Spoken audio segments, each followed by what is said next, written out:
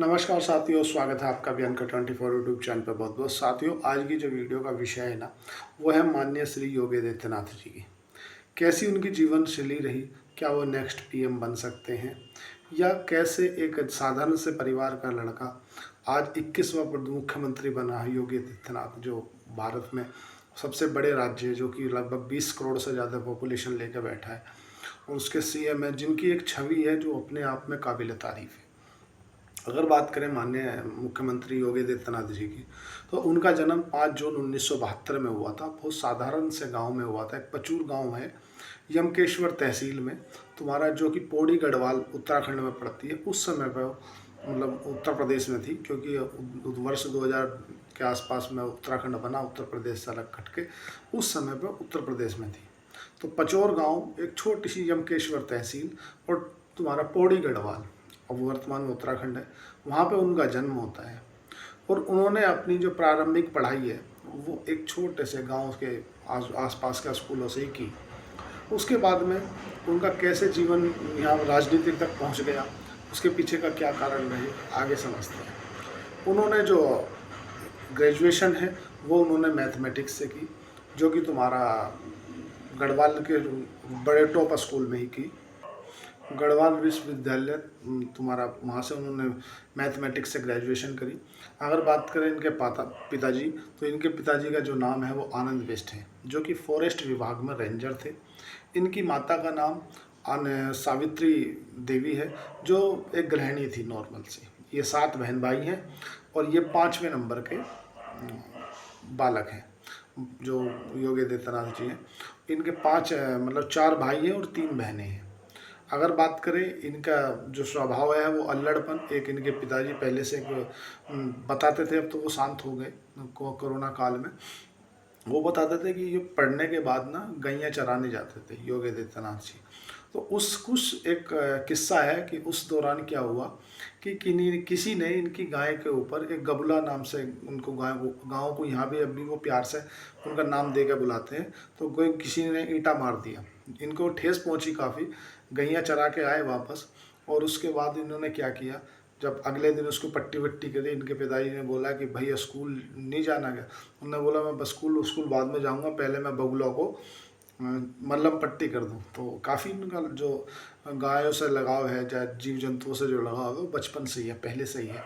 तो इन्होंने क्या किया, उसका मल्लम पट्टी करी, और उसके बाद जो बड़े मतलब वहाँ पे एक टीला टाइप सा था जहाँ ये गैया चराने जाते थे। तो एक इन्होंने सेंस तो कर लिया था कि किसने इनकी गाय को ईंटा मारा है। तो जा करके सभी को, मतलब जितने बच्चे वहाँ खेल रहे थे, 11 साल की उम्र रही होगी इनकी इस समय पे, सभी को जाके एक धमकी भरे लिहाजे में बोले अगर किसी ने भी मेरी गैयाओं पे एक ने भी उंगली उठाने की भी कोशिश करी, या ईंटा या डला मारने की कोशिश करी, तो अंजाम बुरा होगा, बहुत मारूंगा मैं। तो ये जो तेवर हैं ये इनके पहले से ही है, कोई आज इनके लिए नई बात नहीं है। मतलब इनका जो गायों से जो लगाव है, गौ माता से जो लगाव है, वो इनका बहुत पहले से है। जब 2000, आप बताओ कि 11 साल का बच्चा कितना बड़ा होता है। 11 साल के थे उस समय पे, इन्होंने इतनी बड़ी बोले किसी ने भी अगर मेरी गाय के हाथ लगा दिया तो एक एक को देख लूँगा। और तो और चलो मैं थोड़ा सा आगे बढ़ता हुआ चलता हूँ कि कैसे इनका राजनीति में आगमन हुआ। इन्होंने तुम्हारा बीएससी मैथमेटिक्स से की, और इसके बाद इन्होंने मतलब पोस्ट ग्रेजुएशन में भी एडमिशन ले लिया था। तो उस दौरान क्या था, राम मंदिर आंदोलन जोरों पर था। ये एबीवीपी मतलब अखिल भारतीय विद्यार्थी परिषद के मतलब उस समय पे तो एक बढ़िया युवा जुझारू नेता बन गए थे। नेता टाइप के, मान लो कि भाई चुनाव जैसे कॉलेजों में चुनाव होता है ऐसे ही, लेकिन ये वो चुनाव हार गए थे। अगली बार इन्होंने क्या है कि जो एबीवीपी से मिलना था ना मिलते हुए निर्दलीय चुनाव लड़ा, वो ये जीत गए थे। तो इनके जो गुरुजी थे ना अवैधनाथ जी, वो राम मंदिर आंदोलन के उसमें कॉलेजों में जा जाके युवा जो है ना अखिल भारतीय विद्यार्थी परिषद, उन लोगों को राम मंदिर आंदोलन क्यों जरूरी है उसकी प्रेरणा दे रहे थे, और आप लोगों का आना क्यों जरूरी है उस चीज़ को देख करके इनका थोड़ा सा राम मंदिर की तरफ में रुचि ज़्यादा बढ़ी। और ये क्या है कि जो अवैधनाथ जी हैं, ये उनसे वर्ष 2090 में मिले, और उनसे इनका जो लगाव है ना वो बढ़ता चला गया वहीं से ही। फिर ये मतलब अपनी माता अपनी मम्मी से तो ये बोल के आए थे योगी जी कि मम्मी मैं नौकरी ढूंढने के लिए जा रहा हूँ, और ये नहीं बताया था कि मैं वहाँ जा रहा हूँ। तो इनके जो गुरु थे वैद्यनाथ जी, उनकी स्वास्थ्य खराब हुआ। एक बार ऐसा भी किस्सा सुनने के लिए मिलता है कि ये एम्स में भर्ती थे। तो ये अपने कॉलेज टाइम से, उस समय पे ये ग्रेजुएशन में थे, तो कॉलेज में डायरेक्ट ट्रेन का टिकट कटा के 1990 के आसपास, 91 के आसपास ये दिल्ली एम्स में उनसे मिलने के लिए गए। तो वहाँ से इनके जो गुरुजी हैं उन्होंने इनका हाथ पकड़ लिया और ऐसे करके कुछ जो भावुकता से भरे शब्दों में कहा, जो निशब्द थे। तब से इनकी जो रुचि है वो थोड़ी सी और ज़्यादा हो गई। फिर होता क्या है कि धीरे धीरे इसी तरीके से इनका जो कहीं ना कहीं राम मंदिर की तरफ जो आंदोलन का रास्ता है वो उग्र होता चला जाता है। और ये जब अपने घर से बोल के आते हैं कि मैं जा रहा हूँ नौकरी खोजने के लिए, ये अपनी मम्मी से इन्होंने ये नहीं कहा कि मैं जो संन्यास लेने जा रहा हूँ। फिर एकाएक ये जाते हैं और जा करके महंत अवैधनाथ जी, जो कि उस समय अभी जो गोरखपुर में गोरखनाथ मठ है उसके मठाधीश थे। और मठाधीश होने के चलते चलते उनकी काफ़ी राजनीति में पकड़ भी बहुत अच्छी थी। राजनीति में पकड़ अच्छी थी और इससे पहले वो मतलब कई बार गोरखपुर से सांसद चुने जा चुके थे। अब उस समय भी वर्तमान में वो सांसद ही थे। तो इन्होंने क्या किया, तुम्हारा ये बात है शायद 15 फरवरी 1994 की। 15 फरवरी 1994 में योगी आदित्यनाथ जी ने, उस समय अजय बिष्ट थे, उन्होंने गुरु वैद्यनाथ जी से दक्षिणा ली और दीक्षा लेकर ये इन्होंने अपना पूरा जीवन जो है वो उनको समर्पित कर दिया।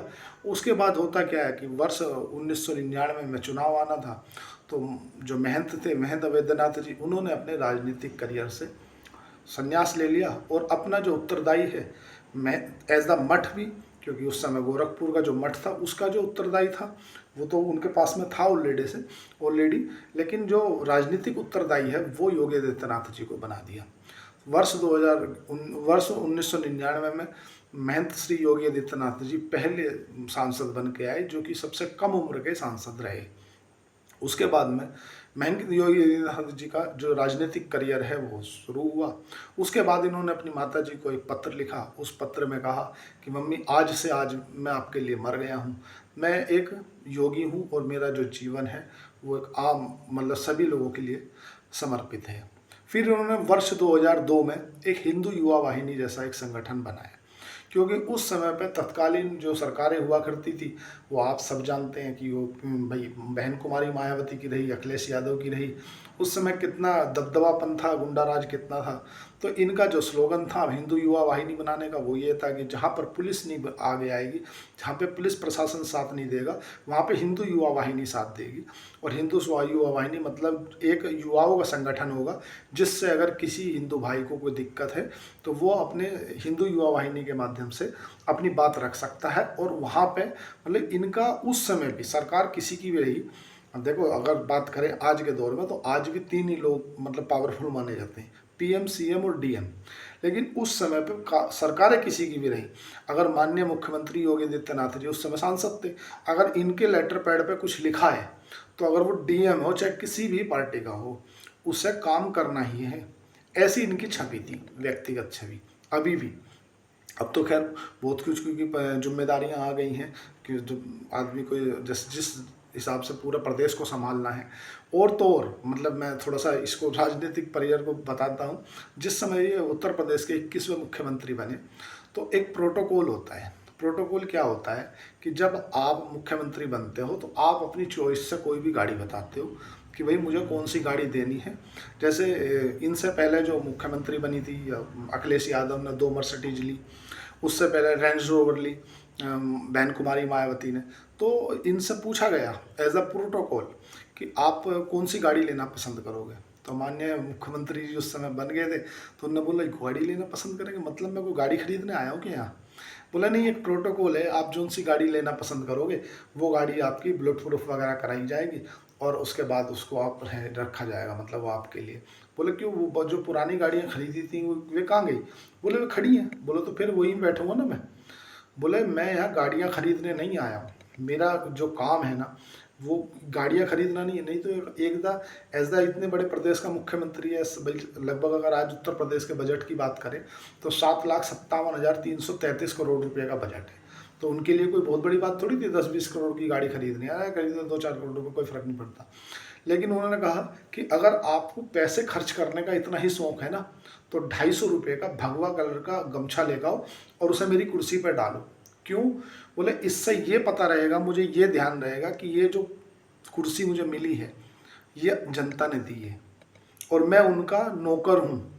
एज द मेरा ये मान के चलो, उनका जो भाव था वो ये था कि मैं किसी भी अन्य रूप से अननेसेसरी खर्चा नहीं करना चाहता जिसका कोई औचित्य ना हो, तात्पर्य ना हो। और तो और उन्होंने अपने ही मुख्यमंत्री रहते समय में एक लताड़ भी लगाई थी, लगभग 10 साल पुराने तो बजट लाई इन्होंने कि एक काम करो पिछले 10 सालों के बजट लाओ, और बजट को पढ़ा बहुत बारीकी से, कहाँ कहाँ सरकार पैसा खर्चा कर रही है, किस किस रूप में कर रही है, किसकी आवश्यकता है किसकी नहीं है। एक सन्यासी के लिए एटीसी, एयर ट्रैफिक कंट्रोल जैसे शब्द, मतलब ये काफ़ी टिपिकल शब्द हैं, अगर आप कोई लोग मतलब कोई पायलट है वो समझ पाएगा। सन्यासी को आप बताओ कि कितनी एटीसी होनी चाहिए, कितने एल्टीट्यूड पे विमान जाता है, कितने फ्लाइटें उड़ती हैं, कितने रनवे की कितनी क्या, मतलब इन्होंने बाकायदा संसद में जब बयान दिया था ना तो वो बयान इनका छा गया था। इन्होंने बोला उस समय पर उत्तर प्रदेश में जब इन्होंने कमान संभाली थी मात्र 25 फ्लाइट आवागमन होती थी। आज तो मतलब 150 प्लस है, मतलब हवाई अड्डों का निर्माण हुआ बड़े लेवल पे। और तो और सबसे पहले इन्होंने जिस चीज़ पर गौर किया वो किया, जो इन्वेस्टमेंट आने से लोग बाग डरते थे। कोई भी व्यापारी पैसा लगाता है किसी भी देश में या प्रदेश में तो उसका सबसे पहला जो कंसर्न रहती है वो रहता है वहाँ पर दबंगों से सामना करना। और दबंगों से सामना करने के लिए चाहे कोई अतीक अहमद जैसा माफिया हो, चाहे कोई मतलब विकास दुबे जैसा रहा हो, चाहे कोई माफिया हो, चाहे कोई गैंगस्टर हो, मतलब एज द या तो वैसे और नहीं तो वैसे, या तो एनकाउंटर, कुछ दिन तो एनकाउंटर वाले बाबा के नाम से इन्हें जाना गया, फिर अवैध बूचड़ खाने आते से बंद कर दिया। मतलब इतने फास्ट ट्रैक पर डिसीजन लिए कि आज मतलब अगर इनको केंद्र वकी की बात करें तो केंद्र में अगर अंदरूनी बीजेपी में कलेश नहीं होगा ना तो शायद ये बीजेपी के पीएम पद के दावेदार हैं। क्यों है? क्योंकि ये ना निष्पक्ष बात करते हैं। ये अपने मंदिर में भी, आज भी गोरखपुर में मठ में अपना एक अलग से दरबार लगाते हैं। उस दरबार में किसी का भी धर्म देख के ये बात नहीं की जाती कि आप अगर आप याचना लेके आए हो और आप किसी भी धर्म से आते हो, चाहे आप हिंदू हो, चाहे मुस्लिम हो, चाहे सिख हो, आपके साथ न्याय होगा। तो ये क्या है ना कि थोड़ा स्ट्रेट फॉरवर्ड टाइप के नेता माने जाते हैं। मतलब बीजेपी इनको थोड़ा सा इसलिए भी साइड करती हुई बचती पाई है पहले उस समय पे, क्योंकि जिस तरह की इनकी नीति, मतलब जिस तरह की इनके काम करने का तरीका था वो बीजेपी को जो सबको साथ लेकर चलने वाली बात है ना वो अखरता था। क्यों? इनका अपना खुद का वोट बैंक है। इनका मतलब जो हिंदू युवा वाहिनी है या पूर्वांचल में इनकी खुद की अपनी पकड़ है। मतलब आज किसी भी, अभी जैसे मतलब यूपी में भी जो कड़े कड़े डिसीजन लेने हुए, मतलब किसी भी अगर बात करें व्यक्तिगत रूप से किसी राजनेता के लिए इतने कड़े डिसीजन लेना बहुत कठिन हो जाता है। मतलब वो आने वाले कल की चिंता करता है कि यार मेरा वोट बैंक प्रभावित ना हो जाए। लेकिन माननीय मुख्यमंत्री योगी आदित्यनाथ जी उस सब चीज़ों का ध्यान ना रखते हुए जिस तरफ भी देखो उस तरफ ही कड़े और ठोस से ठोस डिसीजन लेते हैं। मतलब आप ये देखो उनका जो एक उद्देश्य था, ऐसा मान के चलो राम मंदिर का, राम मंदिर बना, आज तक दीपोत्सव जैसा जो बड़ा वो आज भी मनाते हैं। चलो थोड़ा सा और फ्लैशबैक में चलते हैं। तो एक होता क्या है कि जब एक वीपी सिंह एक समय पर मुख्यमंत्री रहा है भारत उत्तर प्रदेश के, तो 40 साल पुराना एक कानून था। उन्होंने क्या किया कि जो मुख्यमंत्री और जो मंत्री हैं उनको जो इनकम मिलती है ना वो टैक्स फ्री कर दिया था। तो ऐसी जब बजट पढ़ रहे थे माननीय मुख्यमंत्री योगी आदित्यनाथ जी, उन्होंने पाया कि यार ये इतने कुछ फिगर बड़ा था। बोले ये इसको बुलाओ, बोले इधर आओ। उस बाबू से पूछा, बोले ये क्या है? बोला साहब मुझे तो नहीं पता। दूसरे को बुलाया, जो पुराना बाबू है उसे बुलाओ।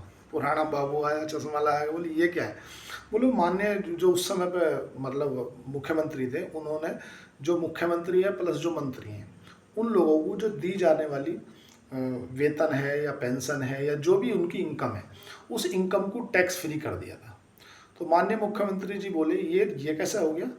मेरे यहाँ का चपरासी से लेकर बाबू तक तो टैक्स देता है और मैं टैक्स नहीं दूँ या मेरे मंत्री टैक्स नहीं दें। अब चूंकि सभा थी, सभा में बैठे थे, तो मंत्री से पूछा क्यों तुम टैक्स नहीं भर पाओगे क्या? जब अब माननीय मुख्यमंत्री सामने बैठे हैं और सभा है, और आप कैसे मना कर सकते हैं मैं नहीं भर पाऊंगा? बोले साहब भर देंगे ना, बिल्कुल भर देंगे। बोले ये तो भर देंगे, बोलो सब टैक्स। मतलब ये उन्होंने कानून बदला और बोले तत्काल उसी समय आदेश पारित किया, साइन करा। बोले नहीं अब सब नहीं, ये वीपी सिंह के काल की बात है। उस समय उन्होंने 40 साल पहले कर दिया था कि भाई मुख्यमंत्री को टैक्स नहीं देना, जो मंत्री हैं उनको टैक्स नहीं देना।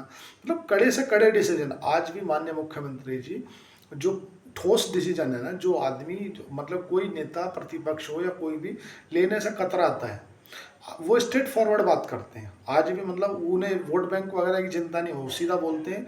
अगर किसी ने दंगा करने की कोशिश की, वही 2000 जब वो 11 साल के थे, वही वाले स्टाइल में, अगर किसी ने दंगा करने की कोशिश की तो उसकी 7 पुश्तें भी याद रखेंगे। ये इनको जो एटीट्यूड है ना, वो बचपन से ही है। इनके पिताजी जो है ना, जो आनंद बिष्ट हैं, वो पहले ही बोलते थे कि इनका जो स्वभाव था ना, वो बचपन से ही थोड़ा गुस्सैल स्वभाव का थे। अब बात करते हैं थोड़ा सा फ्लैशबैक में चल के। तो हुआ क्या, जब 1999 में पहले सांसद बने, उसके बाद में इन्होंने वर्ष 2002 में एक हिंदू युवा वाहिनी जैसा संगठन बनाया। उस संगठन का उद्देश्य क्या था कि जहाँ पे जो मतलब किसी के साथ में अन्याय हो रहा है और जो पुलिस प्रशासन है वो उसकी मदद नहीं कर रही है, वहाँ पे आप जाइए और वहाँ पे जाने के बाद आप उसको न्याय दिलाने में मदद करिए। नहीं है तो किसी भी हद तक, मतलब इनकी थोड़ी हिंदूवादी छवि जो ना वो नेक्स्ट लेवल ही है। फिर ये वर्ष 2004 में मुख्य सांसद बनते हैं, फिर वर्ष 2009 में सांसद बनते हैं, और फिर वर्ष 2014 में सांसद बनते हैं। मतलब अगर बात करें गोरखपुर सांसद लोकसभा सीट की, तो गोरखपुर लोकसभा सीट इनसे पहले इनके जो गुरु हैं वैद्यनाथ जी, उनके पास में रही है। उसके बाद में 5 साल से ये वहाँ के सांसद रहे। वर्ष 2017 में जो इनको मतलब मुख्यमंत्री, ऐसे तो ये तो दौड़ में ही नहीं थे कहीं। माननीय मुख्यमंत्री योगी आदित्यनाथ जी किसी दौड़ में नहीं थे। बड़े बड़े जो नेता हैं उनका नाम चल रहा था, लेकिन एक ही दम नाम आता है कि माननीय मुख्यमंत्री योगी आदित्यनाथ जी बनाए जाएंगे। अब सोचो कि वर्ष 2002 से और 2017 मतलब 15 साल तक कोई सरकार नहीं रही बीजेपी की, और जितने भी मंत्री बनाने हैं पूरे के पूरे नए बनाने हैं। क्योंकि इससे पहले मुलायम सिंह की सरकार थी, उससे पहले बहन कुमारी की सरकार थी, मायावती की, उससे पहले फिर मुलायम सिंह की सरकार थी। मतलब 15 साल तक किसी भी भाजपा की सरकार उत्तर प्रदेश में नहीं थी। तो भाजपा को उत्तर प्रदेश में लाना प्लस मंत्री परिषद का गठन करना, और मंत्री परिषद भी ऐसा जिसमें कि मतलब यही कारण था कि इन्होंने 80 से ज़्यादा जो मंत्रालय है ना वो अपने पास में रखे थे। मतलब इनकी जितनी बड़ाई करी जाए, एज द हिंदूवादी नहीं है, आप सोचो कि मैं हिंदूवादी मानी किसी भी धर्म विशेष का नहीं। भाई इन्होंने एक बयान जो आप देखते होंगे वो काफ़ी वायरल होता है।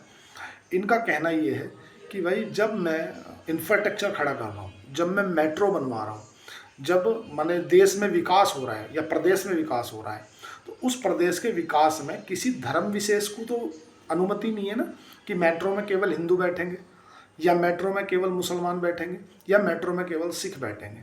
तो किसी जब धर्म विशेष को देख कर हम प्रदेश का विकास नहीं कर रहे, या अगर कोई योजनाएं लाई, अगर प्रदेश में योजना आई कि भाई सभी किसानों के बिल माफ़, किसी भी किसान को बिजली का बिल नहीं लगेगा, तो ऐसा नहीं बोला ना कि केवल हिंदुओं पर बिजली का बिल नहीं लगेगा, या केवल मुसलमानों पर बिजली का बिल नहीं लगेगा, या केवल जो ईसाई हैं उन पर नहीं लगेगा, या क्रिश्चियन पर नहीं लगेगा, या तुम्हारा सिखों पर नहीं लगेगा। जो किसान है जिसके पास 2 बीघे ज़मीन भी है, 3 बीघे है, 5 बीघे, 10 बीघे, और उसके पास ट्वेल्व है, तो उसका बिजली बिल माफ़ कर दिया। तो कहने का इनका सीधा सा, अगर आप थोड़ा सा स्ट्रेट फॉरवर्ड में आओगे, भाई जब हम कोई योजनाएं चला रहे हैं कल्याणकारी, तो हम आपको देख कर तो नहीं चला रहे ना कि आप किस धर्म से हो, हिंदू हो क्या मुसलमान हो। तो जब इस तरह की गतिविधियाँ हैं हम आपको कर रहे हैं, तो आप फिर समाज कल्याण में बाधा क्यों बन रहे हो? इनका अगर चलो हम ये मान लें कि ये तो हिंदूवादी नेता है, तो विकास दुबे तो हिंदू था, ऐसा नहीं है। सिंपल फंडा है, प्रदेश में रहना है तो शांतिपूर्वक रहना पड़ेगा। माननीय योगी आदित्यनाथ जी का सिंपल फंडा है, प्रदेश में रहना है तो प्रदेश में कल्याणकारी योजनाओं के साथ में मिलकर रहो और प्रदेश को आगे बढ़ाने में साथ दो। अगर तुमने सपोज किया, दंगा कर दिया, दंगा करके सोचा कि सरकारी संपत्ति को नुकसान पहुंचा दिया। अल्टीमेटली वो सरकारी संपत्ति किसकी है? वो भी तुम्हारी हमारी है, हमारे तुम्हारे पैसे से जाती है। बजट होता है 7,53,333 करोड़ का बजट है आज उत्तर प्रदेश का, उसी बजट में से तो जाता है पैसा। अब अगर वो पैसा अगर हमने सपोज करो 10,000 करोड़ रुपया हमने सरकारी संपत्ति जो डैमेज हुई उसको बनाने में लगाया, तो 10,000 करोड़ तो घट गया ना। उस 10,000 करोड़ में हम काफ़ी कल्याणकारी योजना चला सकते थे ना। तो जो माननीय मुख्यमंत्री जी हैं उनका कहना ये है कि भाई अगर मैं प्रदेश के अंदर कोई विकास कर रहा हूँ तो कोई पूछ के नहीं कर रहा हूँ कि भाई अगर टंकी का कहीं पर कनेक्शन हो रहा है तो बोले केवल हिंदुओं के घर में होगा, मुसलमानों के यहाँ नहीं होगा, ऐसा है क्या? या अगर किसी का बिजली बिल माफ़ किया है किसान का तो केवल हिंदुओं का होगा, मुसलमानों का नहीं होगा, ऐसा है क्या? अगर रोड बनाया है, बढ़िया नेशनल हाईवे बनाए हैं तो केवल उस पर हिंदू चलेंगे, मुसलमान नहीं चलेंगे, ऐसा है क्या? अगर किसी का किसान का बिजली बिल माफ़ कराया है तो ऐसा कराया कि केवल हिंदुओं का माफ़ कर दो, मुसलमानों का मत करो। जब कल्याणकारी की योजना जो प्रदेश के अंदर चालू है उन सभी में हिंदू मुस्लिम सभी को बराबर है, तो फिर आप सामाजिक तत्वों मतलब समाज की छवि खराब होती है इससे। जब प्रदेश के अंदर दंगे होते हैं तो वो जो मैसेज है ना वो बड़े बड़े जो बिजनेसमैन हैं उनके पास जाता है कि यार वहाँ जाने का कोई मतलब नहीं है, फलाने की इतनी करोड़ की प्रॉपर्टी जला दी। आज भी पश्चिम बंगाल, मैं किसी भी नेता विशेष के लिए नहीं बोल रहा, पश्चिम बंगाल क्यों पिछड़ा है? आप इस चीज़ को नोटिस करना कि जब टाटा की कंपनी नैनो बननी थी उस समय पे मतलब वहाँ पे सीधी सीधी एक लीडरशिप के कारण उनके यहाँ मतलब अपने लीडरों के पक्ष में आकर के सरकार की नहीं नहीं हम बिल्कुल नहीं होने देवे, खेला होवे करने के चक्कर में वे जो कंपनियां थी, वे जो फैक्ट्रियां थी, वे उठ के गुजरात चली गई। और आज अगर आप गुजरात का और पश्चिम बंगाल का दोनों के बीच में कंट्रीब्यूशन देखोगे, आंकड़ा निकाल के देखोगे किसकी जीडीपी कितनी है, किसका जीडीपी में कंट्रीब्यूशन कितना है, किसके यहाँ पे आम आदमी खुश है, किसके यहाँ पे जब पर कैपिटा इनकम जीडीपी में प्रति व्यक्ति आय जो बोलते हैं, किसके यहाँ पे कानून व्यवस्था अच्छी है। अल्टीमेटली जब आदमी अपना काम करेगा, दंगे पंगे में नहीं बढ़ेगा, तो वो उसका बौद्धिक अपने आप देखो, जब तक बौद्धिक विकास नहीं होगा ना, जब तक आप सोचो कि मानसिक विकास ना संभव ही नहीं है ना भाई। उस समय पे जो गुजरात के मुख्यमंत्री थे माननीय मोदी जी थे, इन्होंने बोल दिया कि एक काम करो तुम तो यहाँ आ जाओ। जो बिरला थे, तुम्हारा टाटा थी, सब की सब कंपनियां कहाँ पे आ गई? गुजरात। आज मेट्रो, आज हमारे नोएडा को मतलब आज नोएडा में जो रेट है ना ज़मीनों का, वो रेट दिल्ली में भी नहीं है। वो रेट तुम्हारा, मैं सही बता रहा हूँ, अगर आप किसी नोएडा से हो ना तो नोएडा में जो रेट है ना और जो इंडस्ट्री है भाई, जो इंडस्ट्री है और बड़े बड़ी जो फैक्ट्रियां हैं, जो मतलब Noida as the new development Okhla industrial area, Noida जो है ना ये एज अ नाम पड़ा है ना, नाम इसका जिला गौतम बुद्ध नगर है जो कि गाजियाबाद से अलग हुआ है शायद, जहाँ तक मैं समझ पा रहा हूँ। नोएडा जो नाम है ना वो new Okhla industrial development area ऐसा करके कुछ नाम है, उसे नोएडा कहते हैं। तो आज नोएडा इतना डेवलप क्यों हो गया?